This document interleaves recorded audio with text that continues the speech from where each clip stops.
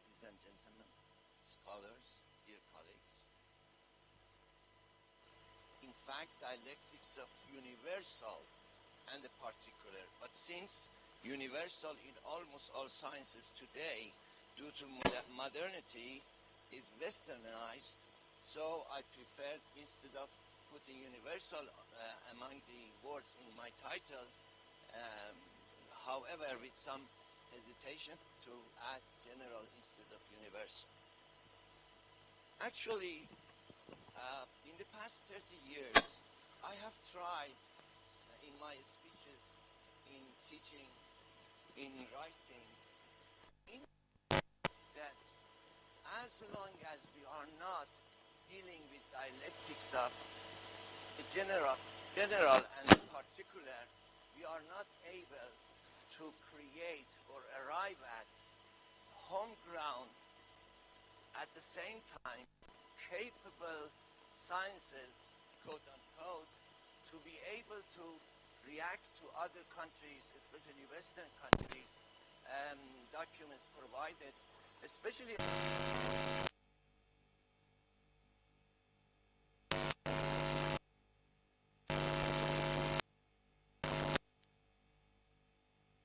cultural and social aspects are usually cookbooks. Despite this fact, which I do believe deeply, there are also very precious and important books, but they are usually in my very teeny minority. So, what do I mean by dialectics of general and the particular? Let me just begin by introducing my conceptual framework before talking about the main aim of the insisting, as I said, for over 30 years concerning the dialectics that we should arrive at.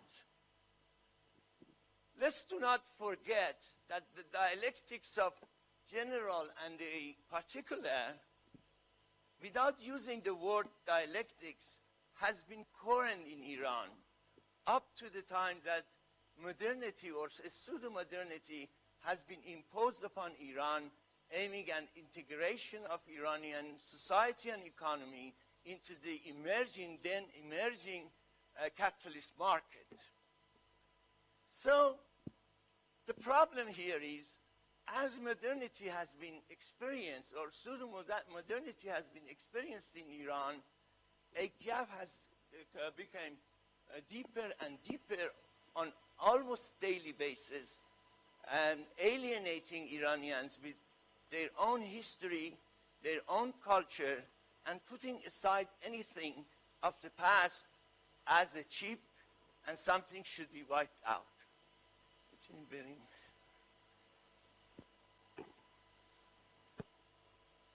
مسئله تکنولوژی غیب شدن. ببخشید خانم، میشه بریم صفحه بعدی.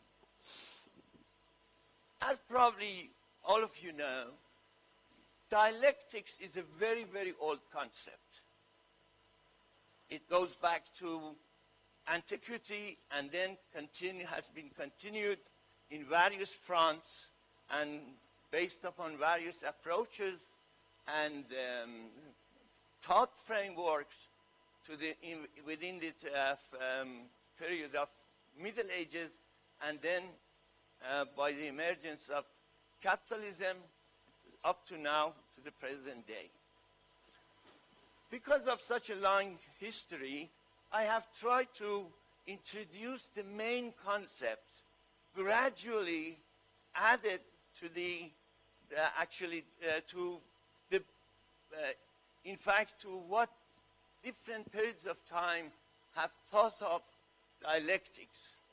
First of all, is the dialectic a concept with a long history from antiquity to present time, has been regarded actually in antiquity as a process, which is a very important step, not only as far as dialectics is concerned, but also in relation to approaching social realities, individual features and issues, and in fact, approaching all sciences in various domains and areas. Thus, dialectics also is a process. Then, it has emphasized from the beginning that mutability or constant change is really a basic, fundamental, and sustainable characteristic of human existence and existence in general. Based upon those three postulating change of every property into its opposite. So far, we talk about a process, constant change, and then indicating or emphasizing the issue of opposition, negation, and in fact, development or evolution of conflict and contradictions within each phenomena, to the point that that phenomena will be changed into another one at a higher level or stage. Later on, I think some of the scholars of early capitalism or the end of Middle Ages, they have talked about the coincidence of opposites in many cases, however, which does not change the general understanding of the word dialectics. Then, by Rousseau and Diderot, we arrive at this belief that contradiction as a condition of historical development, which is also a very important, has been also a very important step. Then dialectical appreciation of the phenomena of nature. Then dialectics has been regarded as a method and as a mode of thinking, a new form of logic based on negation. Contradiction embedded in dialectics is the chief category of materialism, existence of negative dialectics by critical school, and then as a critic moving to a higher level or a stage. So dialectics basically is a critique, a constant critique for, in fact, moving the issues, problematic and subjects under investigation to a higher level and higher stage. Would you please go? Now, based upon these ideas, I have put all the ideological and political connotations developed over the years concerning dialectics aside and have used it actually as a critical process dealing with two opposite entities or phenomenon to arrive at the higher stage and higher level. In fact, it's a transcendental kind of concept or method or a mode of thought. If we summarize this, it means by Hegel actually it is introduced that we do have a thesis, which is the early or the subject under investigation. As dialectics have claimed all along, this problem or subject or problematic, whatever is under investigation, give birth to its negation, antithesis, and after this negation overcomes the phenomena or its main characteristics or its prime mover, then a new phenomena under the synthesis come to life. But the point is, since it's a process and constant change, as soon as the synthesis came to life, it becomes itself a thesis. And then looking for antithesis, synthesis, and this process continues, but constantly goes higher and higher stages. Based upon what I said today, we should know also there are two fundamental prerequisites. Dependable and well-documented knowledge of Western society, culture, history, and the evolution of concepts which will be borrowed to be used. Dependable and well-documented knowledge concerning Iranian society, culture, and history, or context-based translations. What I mean by this actually is, in fact, when a new phenomenon is introduced or a society is encountered, it should be realized, digested, thought of within the framework or context of that society. Therefore, if we believe that knowledge about public space or knowledge in general, and also styles of life, dialectics is really an overarching and an umbrella type of concept referring to all kinds of issues and all kinds of characteristics, features of human life. So today I'm going to concentrate on public space, but in reality, such a dialectic of general and the particular should be regarded as a fundamental issue for any change in any domain. So, the knowledge that now I summarize my understanding of the issue and concentrate on the topic, especially by referring to public space. I do believe that when modernity actually has been introduced to Iran, as a rule, as a scientific rule, as a knowledge-based rule, it should be regarded as a thesis. The context of Iranian society should be regarded as anti-thesis. And really the combination of those, a dialectical combination of both of them, should lead to a synthesis. By doing this, the science in question really receives knowledge developed all over the world, which is a property of all human beings. At the same time, it will be internalized, it will be digested, it will be understood based upon the history, the culture, and society of that particular context. So, the problem here is that when modernity gradually has been introduced to Iran, none of these things has happened.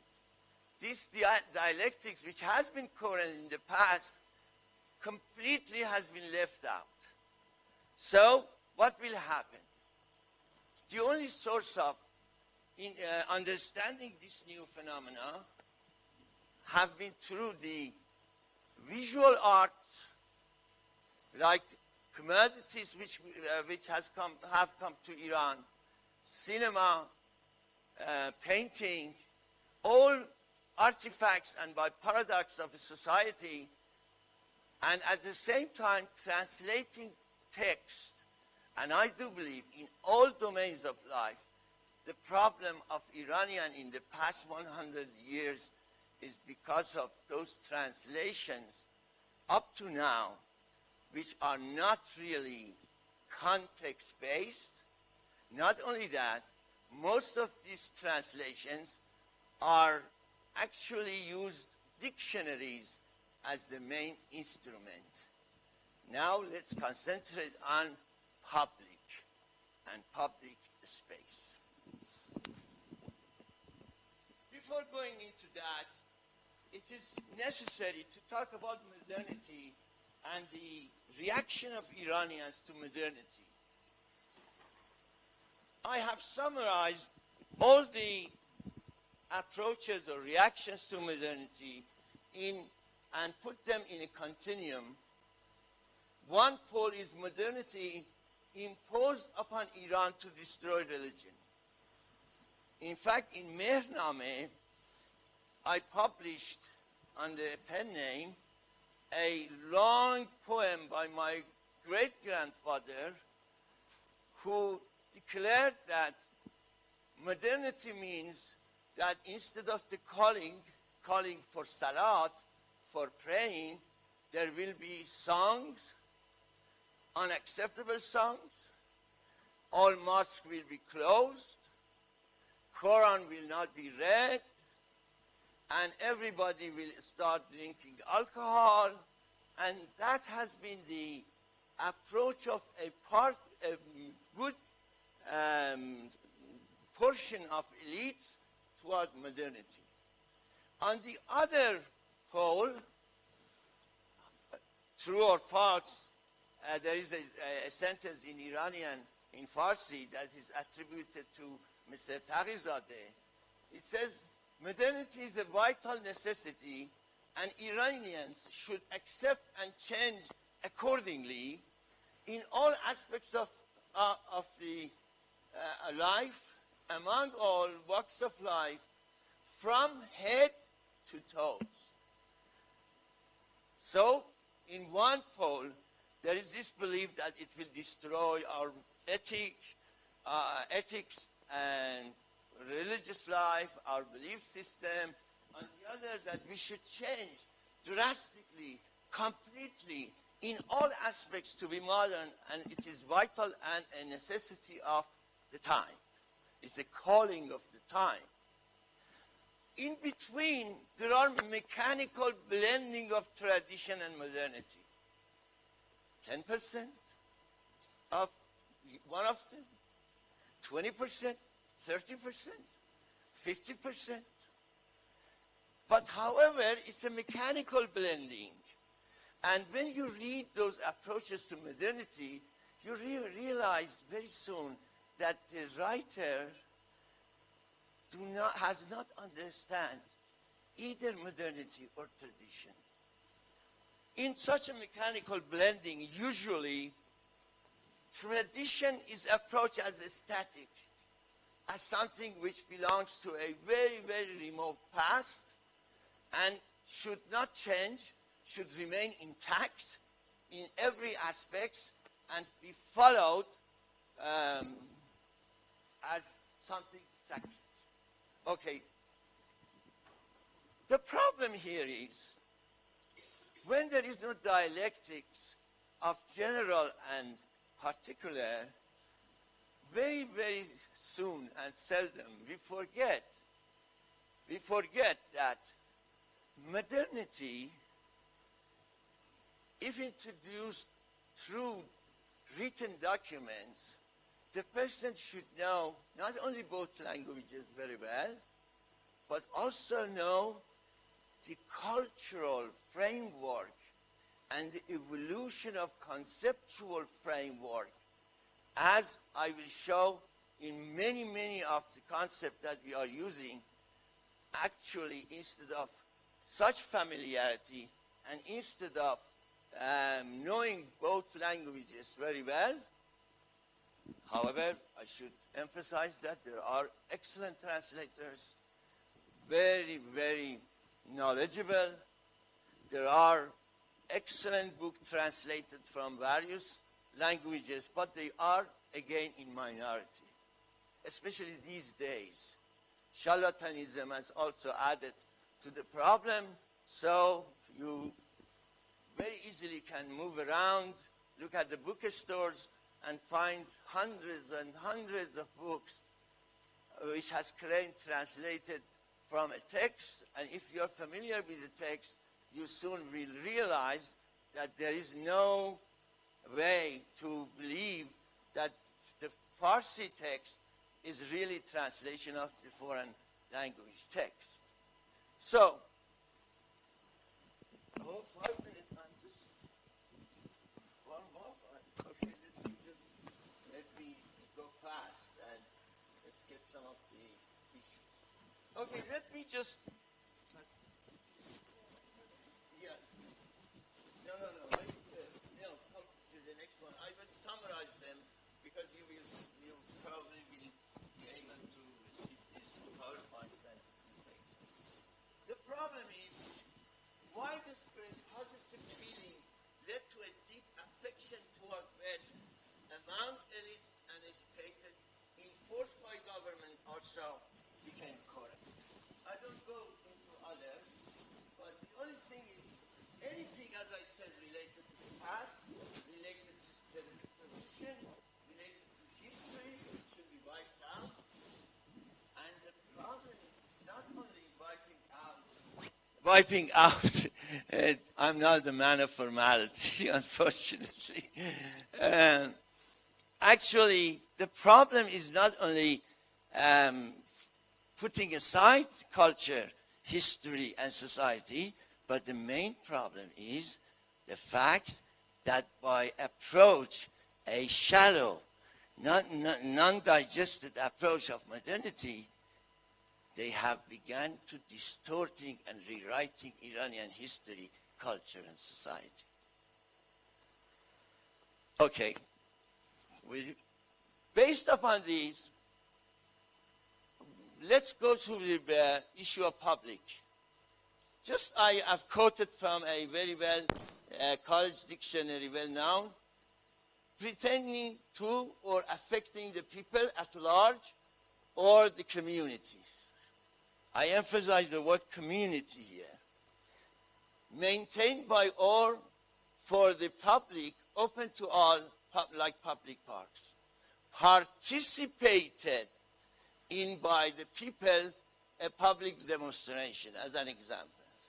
In translating the concept, whoever at that time has opened the dictionary, and by looking at the first definition of the public, pertaining to or affecting the people at large, has chosen umumi.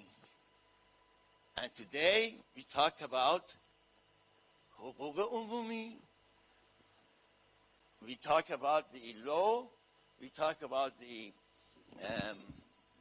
public space as a فضای umumi. We talk about all kinds of things under the title of umumi. Okay, but let's go to the next and see what are behind the public. Because within the context of West, every time the people, the scholars do not need to go over all these because it's known to people. People have internalized these kind of approaches and concepts. First of all, citizen and citizenship. In fact, in 22 books and articles I gathered for just and reviewed for this important conference, which I forgot to thank the organizers for inviting me, and thank you for being patient. Anyway, all those books and articles have said public or citizens. Then good governance and decision making, which is something new. In Farsi it has been translated hukravani, hukrani, hukravai, and the translator have forgotten that hakim, mahkum has totally different connotation in Farsi. For that reason, I have translated it as idare kardan, managing or directing, being director by stakeholders. Dakhilan, idare kardan dakhilan. Okay, then civil society, exists as civil society, socio-economic classes and class hierarchy and conflict struggles, informal power, formal power and or authority. This is another issue. In most of the sociology and political science courses or classes, they always think that informal power is illegal and formal power is authority. accepted power is authority, non-accepted is power. But I'm amazed why when the documents talk about people becoming powerful, they use empowerment. If it is illegal, not accepted, bad. The problem is none of these two is related to countries like Iran. Power and authority are meaningful within the context of West. Here is force, sheer force, which is not bounded by anything, only by the will. Okay. Then socio-economic, cultural, political, and rights-based protests and social movements. They are allowed to protest, asking for accountability, for answers, and then based upon these, those are the characteristics of the public. People who can register their concerns and claim should be taken into account, disagree with many things, many people, many authorities, prevent well-organized issues like closing a park, passing a bill, organized, having at the same time associational life. Since my time is over, let me summarize because there are many pages left, but let me summarize. Then the question that I had dealt with is, if all these are characteristics of the public, is it legitimate or acceptable to use it in Farsi as umum? As some of my former students who are present here, I have begun a study many years ago, almost 30 years ago, but if you deduct all the years that I was kicked out from university or I was banned from teaching, it's only close to 25, 24 years. In the past 24 years, with the help of over 1,000 students in different domains like architecture, urban planning, urban design, sociology, etc., we have analyzed over 500 history texts related to the cities, texts related to the social life, to the configuration of life within spaces and different issues. And based upon that, we have arrived at five theories, grounded theories. Unfortunately, grounded is also translated as bunyadi, which is wrong. Grounded theory is a theory which introduces itself as the data accumulate. In another word, the theory is not a decision well thought out or even thought out before the study begins. Rather, when the data is in fact accumulated, gradually points toward a number of theory, or as I said, I have called them guiding theories and guidelines. There are five of them. One is geostrategic and geopolitical theory of Iranian society.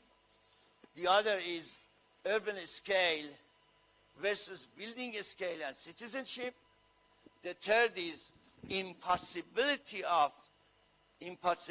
of social participation in Iranian history, and all cooperation reduced either to the family, clan, tribe, help, giving a hand, or actually to work cooperations, which I have called them last 90-minute forced cooperation because of not having, a individually oriented solution is at hand. Okay, based upon these studies, we should use, instead of public, we should use crowd. However, I am aware that crowd usually is a spontaneous form, or actually not divided, not stratified. But actually in the study, I have shown that this crowd is a transitional concept. Okay, we do have lack of we have lack of citizenship, lack of or weak or controlled conditioned civil society, mostly informal institution, most of them related somehow to government financial help or otherwise, informal and formal force instead of power and authority, and class only in economic sense, and so the conflicts are hidden, they are not apparent class conflict or classical class struggles. So, yes, sure. I'm sorry. Such a huge issue undertaking. That's okay, you are right, because I should observe the other people's right as well. Okay, but the problem here is the issue of religion, not as a problem, but as an issue that has never had any choice but to substitute for what we call public. Because of its dual functions. In one hand, legitimizes the system, the force structure. On the other hand, act as a mediator toward the people. And so try to bring these two somehow together and keep the public quiet and doing their job. So, بریم یه دونه دیگه ببینیم و من دیگه تمام میکنم. I am skipping these definitions of space. Only I go to the actually yellow one. Space as socially constructed concerns the relationship between three elements of a space, special practices, representation of a space, and spaces of representation, or as Lefebvre has described it, the experienced space, perceived space, and imagined space.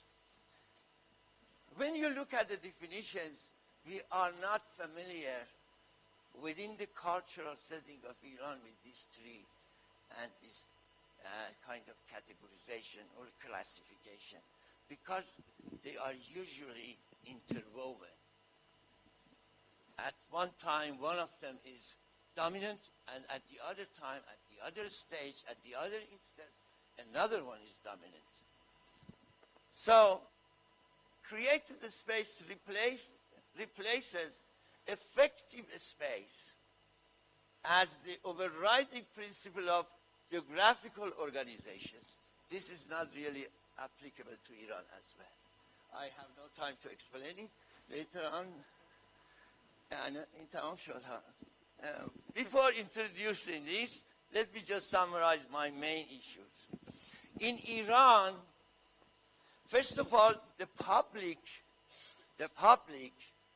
in the West soon gives birth to the public space, gives birth to public sphere.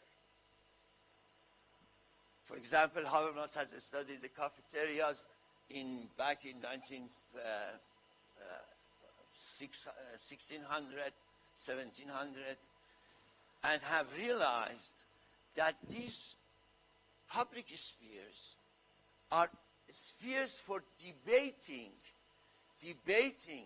a state and civil society, and talking about the duties of people toward community and how citizenship is an integrating factor. As we look at the Iranian case, all these are disintegrating factors. First of all, ethnicity and its importance, hidden conflict among quarters, urban quarters, city quarters, however, mostly is planned by government for political and other purposes. But the identity of Iranian is still today is defined based upon family, genealogy, tribe, origin, in terms of geographic origin, and there is no other source of identity based upon guild, occupation, based upon, in fact, some associational life, and so forth and so, etc. Okay, then to just finish up, what we should do is to regard crowded space, transition to social space, and not public space. However, excellent undertakings are either current or have been finished in the past in terms of social urban design. Very competent scholars have worked, my friends mostly, and very interesting changes, beautification of cities and contexts have taken place. But really, when we talk about public, and when we approach the issue and realize that none of the characteristics do exist, what is the point of using it?